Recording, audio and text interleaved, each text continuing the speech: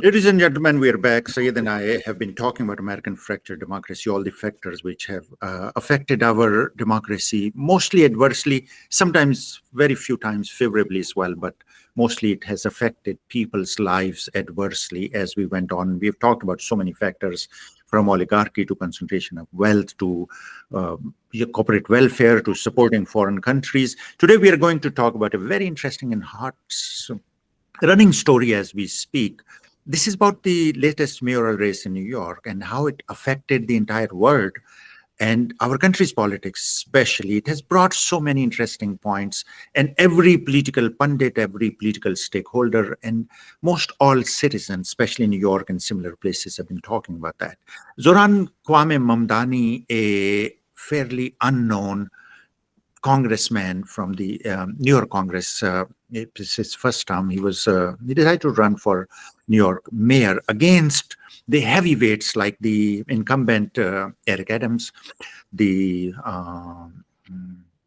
Curtis Silva of the Republican Party, and above all, Andrew Cuomo, who brings a legacy. His father was governor of New York, and then Andrew Cuomo was governor 3 times when he had to resign in disgrace after 11 years of governorship. We're not going into the details of his disgrace and how he has made the Democratic Party and American democracy, to put to shame. But we are talking about the race itself and the aftermath of that race. Zoran will take over as the mayor of New York on January 1st. Before that, all the things that have happened, Zoran beat all of them, all the legacy, traditional, conventional politicians supported by billionaires, and it has been so shocking for all the base voters for both the parties, the blue no matter who idiots, and the red, no matter what idiots as well. Simultaneously, they have all been peed on their faces by their parties. Their parties have done it to them. The Democratic Party went against their winner of the primaries. They did not endorse him. None of them endorsed him easily. They did not own him. They were very reluctant. They showed a disgraceful, shameful behavior towards the Democratic candidate, essentially insulting their voters. Republicans voted for and supported disgraced Democrat instead of their own candidate, just to beat a person they did not like who spoke of people. So people of United States of America, all those who are voters and who are coming to voter age, remember this. And keeping that in mind, recently Marjorie Taylor Greene, she knows the art of staying on the scene and in the news. She's resigned from Congress lately. She's been having all kind of good and bad days. She has, reiterated and echoed. Sayed and I have said this many, many times, that this is not a two-party system. America is one-party system. And I will push that envelope and I'll say that China is one-party system and America is one-party system. China's one-party system is out in the open. America's one-party system is packaged in 2 packages, and we have been thinking that we are for one party and against the other party. So there's so much to talk about, this mayoral race and the lessons we learned and the shocks we got, and going forward, what will we do? But today I want to focus on the afterwards. President was very vicious. He had a very, very nasty exchanges with Zoran Mamdani. President is famous for this kind of exchanges, no different. He called him communist. He called him radical. He threatened to block New York's federal funding if Mamdani wins, all of that. But once Mamdani won, the president, as he does, he brought another shocker to all of us. Mamdani meets with the President of the United States, and the kind of unprecedented bromance they showed in the press conference that we saw, it was shocking for everyone, except for Mamdani and Trump. They were there, and they were like the, longtime lovers met after a while. Everybody's talking about that. So we want to discuss that today. So Sayed, what do you have to say about that? So you already mentioned the hot topic of this week, which is why can't Trump stop praising Mamdani? So some people call it the love fest, the nutty hospital, like some call it the Friendsgiving, because this is a Thanksgiving week. I mean, and people are saying Marjorie is in and Mamdani is, Marjorie's out and Mamdani is in. Uh, and there's one funny clip that I saw online which said that, well, when Mamdani met Donnie and releasing Valentine's Day 2026. For those of you that have not seen it, you have to watch it. It's so I just want to put like some things into perspective before I talk about the common interest that they both shared and they agreed on, right? Which is New York City. They both have that common aspiration and love for the city and for the city to do well. So I mean, we all know that Trump himself, he comes from the background where he was a director of a reality TV show. I mean, he's been a star himself. He loves being surrounded by stars. He loves big, beautiful things. He loves good-looking people. He loves stars. He wants to be amongst winners, right? So, and we all know, whether we like Mamdani or not, we know that Mamdani is he has a persona and a charisma such that, like, he's a young guy, and he's handsome, he's good looking. I mean, whether we agree to his policy or not, he's very charismatic. So overall, Trump has this appreciation and he gravitates towards people that are famous, that are rich, that are good looking, and he doesn't like to be amongst losers. And they're authoritarian and dominating as well. Yes. It was totally a dominatrix show. So they touched on things. Of course, they mentioned that they will have places of disagreement, and but then they have to work on shared values, which is the people, and the shared interest, which is the city to do well. Now on Mamdani's part, it was a very savvy move to extend that hand to go and talk to the president himself, and he was the one to initiate this. I mean, of course, Trump can create a lot of difficulties for him, if he stops the federal dollars from going into the city, right? So Mamdani won't want to antagonize Trump in any way. So, I mean, I think it was a win-win for both sides. I mean, it's and for Trump too, he wants the city to do well. But having said that, I know Trump likes to create surprises. He always does something that people are not anticipating, and that's how Trump is. He's mercurial. We all know that, right?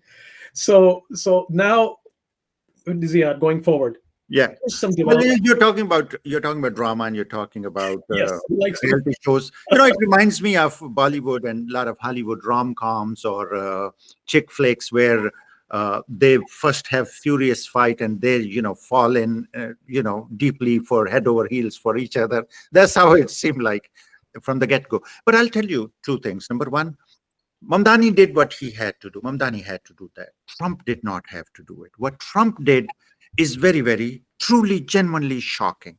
A lot of it was not his personality. Even a modified Trump 2.0, is not the Trump that we saw in that conference. He was totally reconciliatory, encouraging, supporting, accepting Lara Mamdani. It was all praise. But from the policy point of view, now I have two theories about that. Number one, which was obvious, that, okay, so what you were saying as well, that, okay, he wants New York to get better and he wants to succeed. But if he wanted to get New York better and all that, he saw that in the primaries, and then he saw in the election, he saw all the quality of the candidates. He supported that federal, the Eric Adams was under Justice Department investigation. Trump helped. So if he wanted New Yorkers, welfare, or he was thinking on it, he would have done it differently. He did not. He did not. So why did Trump now? Partly, yes, he likes winners and he likes this, but he was supporting losers from the beginning. He was supporting Eric Adams and he was supporting Andrew Cuomo. And we have seen so many losers surrounding Trump all the time. We saw that. So, okay, let's say he loves winners and he loves dominating people and he does that. So he support. I had a kind of a suspicion that Trump could be playing. It didn't seem like it, but Trump got so much better. As you said, reality shows and all those power plays, and Trump may be so much better. And he may want to create an atmosphere here that doesn't distract him and get him pulled into New York, and he just wants to find something like, all right, we'll deal with this right now. Let's put it to rest. But when the time comes, he may backstab or he may destroy this thing. And Trump is as impulsive he is. One day, one of his staffer comes and tells him that, okay, we need to take ICE to New York or whatever, anything. And Trump says, okay. And then there is another bigger battle that starts. We see Mamdani is a mayor of a city and president is, of course, the president and leader of the free world. So the position is very, very different, which Trump did demonstrate by sitting on the chair and having Mamdani stand up on which is against, any kind of decency or reasonable political behavior. But then again, we don't expect reasonable political behavior from Mamdani. Stuck to his guns all along. He kept saying that whatever I have to do for New York, people of New York's welfare, making their life better. After that, he still called Trump fascist after that meeting in another interview. So Mamdani, we did not see much change in Mamdani's behavior. So it's not really as shocking. Mayor of no matter how big and how important that city is, mayor of a city comes and meets with the president of the United States. The two things important. Number one, Mamdani did not move from his position at all. Number two, Trump showed a very, very concerningly different behavior, uncharacteristic of him. So what do you have to say? More of a bipolar behavior. Yeah. So what do you say about that? So in my opinion, there's keeping Trump aside for a second, something that happened in the background hours before Mamdani came to the White House was the bill that was passed, which said horrors of socialism. Reminds me of that Horrors of Dracula, the series, the whole.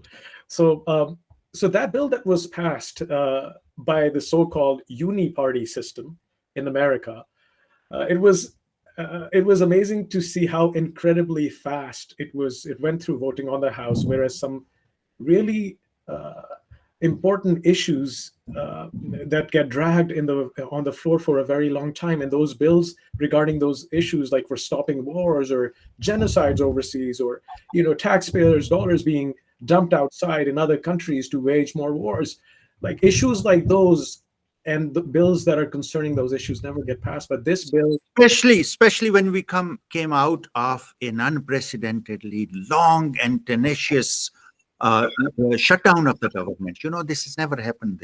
So we would expect that both parties principally disagree so much from each other that they will not give each other any room on this kind of a thing. But as unprecedentedly the press conference and president's behavior was, as unprecedented was the bipartisan agreement on this bill. So yeah. One, you might say that I'm a conspiracy theorist or whatever, but I am thinking that that bill was passed just maybe a couple to a few hours before Mamdani came in, and then Trump was like, maybe I'm just going to play along. I'm going to be very nurturing, and when he comes in, and I'm going to be like, I'm going to play along his side. But this bill that's already passed is maybe a conspiracy to make sure that Mamdani fails in the city. And I haven't looked at the details of the bill yet, but I'm thinking that Trump is going to be like, I already have a bill in place, and we can use that bill in the background to already, to disqualify or put a case against him before he even completes his whole tenure. So, I mean, that is the thought that came to my mind. All right. So I will call you conspiracy theorist when I want to dismiss you or shut you up. I don't want to do that. So this is not conspiracy, but this is based on the premise that Trump thinks and Trump plans. He doesn't. Okay. So I would not agree with that. Trump will wake up one day, or he's like eating with Mamdani someday, and he'll, take his fork and probably poke him, do that impulsively. So Trump will not go with that kind of planning and that kind of, preemptive actions. Trump will go with his instincts and his impulses. Okay, so I dismiss your theory right away, but please continue. So I think in from the surface, it seems like they both are committed to work together, and I've seen that Trump has the capacity to realize and to respect a person for his achievements and for his stature, for his political stature. That I should give to Trump, definitely. I mean, even when it comes to a foe, he knows, and he's able to gauge the stature of a foe, even for his enemies. So I should definitely give that to Trump, and I think I see uh, a good relationship for the short term, but Trump might flip and start attacking him again, because like that's how Trump is. He's very mercurial. I mean, that's his nature. Okay, when we talk about president, everything is short term, nothing is long term, and it is as short term as now. Like what happens after now is yet to be seen. It can be. We have been. It is very kind of comically funny kind of an episode that we are playing like this. But I'll on a very very serious note, I'll tell you this. I talked about China and America's single party system. I will push that envelope even further. You saw that the kind of bipartisan cooperation and these people have shown on something that goes again. And I want to put a footnote to it that socialism, what they're calling socialism, these people have been benefiting from the best healthcare, the best pay scale, the best treatment, the best resources they can get from the state, from taxpayers' money. Those taxpayers are struggling with an affordable living, not just in New York, everywhere. They don't have reasonable health care, let alone best health care that these congressmen and senators enjoy. They have best benefits of all kind on taxpayers' expense, and they come back and they talk about socialism's horrors. Our biggest ally, European Union, the entire Western Europe, Canada, which refused to become our 51st state, but we call it 51st state, has socialism very successfully running in Western Europe as well as in what is socialism essentially, apart from whatever the dogma or whatever the philosophical thought behind it and where it used to be at one point. Socialism is essentially taking care of your people. Society take cares of its people. That's what it is about. People have dignified living, basic needs, basic human rights, healthcare, water, food at their table, roof on their heads. These are the things that socialism provides to people. Now, China's Communist Party, China is a market economy, okay? Mind you, China is a market. It's not capitalism, but it's a market economy, okay? It's based on single party where people are elected by people, elected people, and that makes a pyramid of this. Here, people of United States openly elect their representative. They come there to represent them. But this bill has a preamble, not written, not visible, that we protect our billionaires. We protect our corporations. Those corporations which get welfare on taxpayers' money from the state. Elon Musk got $1 billion from state of New York as corporate subsidy. Who would not want horrors of socialism when it comes to these billionaires and these corporations? You see, they were scared. They were, spreading this fear among the people of New York that, oh, everybody will run away and corporations will run away and billions will run away and only the poor people will be left in New York. It won't happen. It never happened. It's unprecedented. We have created this atmosphere of fear where these people rule on us like we are sheep and they're shepherds. That's how even shepherds protect their sheep. These people are not willing to do that. The unprecedented kind of cooperation these both parties and their smug, greedy, hypocritical leaders have shown to snub people of the United States, and at a time when the mayor-elect of the most important, largest, and the richest city in this country comes to meet with the president of the United States. Now, one thing that most people have missed that comes out of this is when president nominated by Republican Party agrees to meet with the mayor-elect, his party goes all out against his goodwill, against his meeting against his will, and they pass a bill which does not seem to have president's blessings. So that shows you a very, very major divide, and that also shows you the shallow uh, behavior of his party men, who would coincide and corroborate, I would say, with the other party, Democrats, to snub the president on this issue. This is like major snubbing for the president. Maybe president showed all of this to snub them back.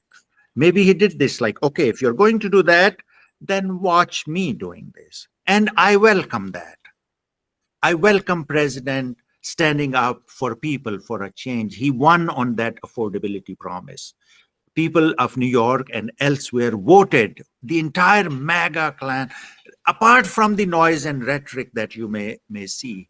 MAGA people stood up because the cost of living is astronomical. We are unable to afford. All the voices that you see, all the extremities that you find are geared towards that. You can package them in any way. You can say whatever. Final words, sir. So time and again, we've always talked about the uni-party system, right? And again, I would like to reiterate that we can fall for the trick of blue no matter who, red no matter what. But at the end of the day, you open the wrapper, it's the same product inside, right? So, Yes, sir. so the win of Mamdani in New York City is basically the win of the common American people. And whether it's MAGA people who really want to make America great again, or whether it's Democrats or Republicans or whoever, whichever political ideology we associate ourselves with.